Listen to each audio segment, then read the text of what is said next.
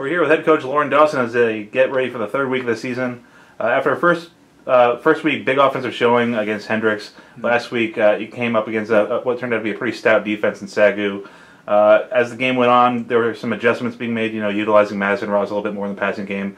How do you move forward, and what else have you been kind of working on to get a more consistent offensive production? Sure, yeah, there was a big difference between week 1 and week 2 offensively. And give credit to Sagu, they have some very good football players on their team, but we didn't do well on offense last Saturday. It starts with me. I did a poor job play calling. I didn't get us into our up-tempo as much as I should have, as much as I wanted to. Didn't do a good job calling plays there at the end. We did make some adjustments, which you got to do in every game, especially early in the season, because you just don't have that much information on who you're playing, 1 or 2 films, and they do things you haven't seen, and you got to respond to it. And I think we did do that by getting the Madison involved in the passing game, but obviously it wasn't enough at that point. Now this weekend you're heading out west to Whittier.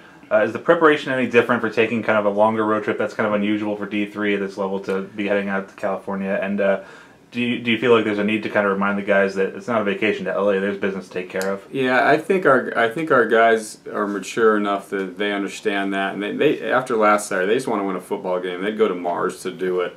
From a coaching standpoint, there's a few more items on our to-do list this week in terms of just getting ready to go on a trip, which takes away from some of your game prep. But that's just the business. It's part of the job. But our players, I believe, have been very focused all week. They were not happy last weekend, and they want to get that victory back.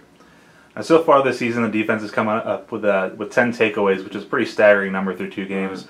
Obviously, that rate's not going to hold for the whole year, but how important is it, and how much momentum does it create and everything for the defense to be kind of creating extra possessions? Yeah, actually, defense and special teams. Last week, 2 of the takeaways were from our punt team, which is basically the same kids, but it's great to get it in that. It gives you extra possessions, and possessions are where you win football games. And that was the part that last weekend was such a crime that we didn't take advantage of that on offense, because we did get those extra possessions because of the defensive takeaways, and that's what our defense is built on. It's built on takeaways. We stress takeaways.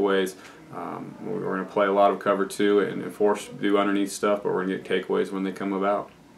Now on the other side, some things that kind of haven't been going quite as well. Penalties have been a little bit of an issue through the year. 19 through 2 games, but there was a pretty substantial drop. 13 first game to 6 last week. So week 1 was obscene. I told the team, that was the very first comment I had in the team meeting on Sunday after the Hendricks win. The number of turnovers we had, or excuse me, penalties we had in that first game was the highest I've ever had. Last week was back to normal. Now, unfortunately, one of those penalties was huge. We lost a touchdown because of a penalty, and we ended up just getting a field goal in that series, which that's a 4-point swing, which you can obviously look at the final score and see that became a very big penalty in the game. All right, well, Coach, good luck this weekend against Whittier. Thank you, Jeff.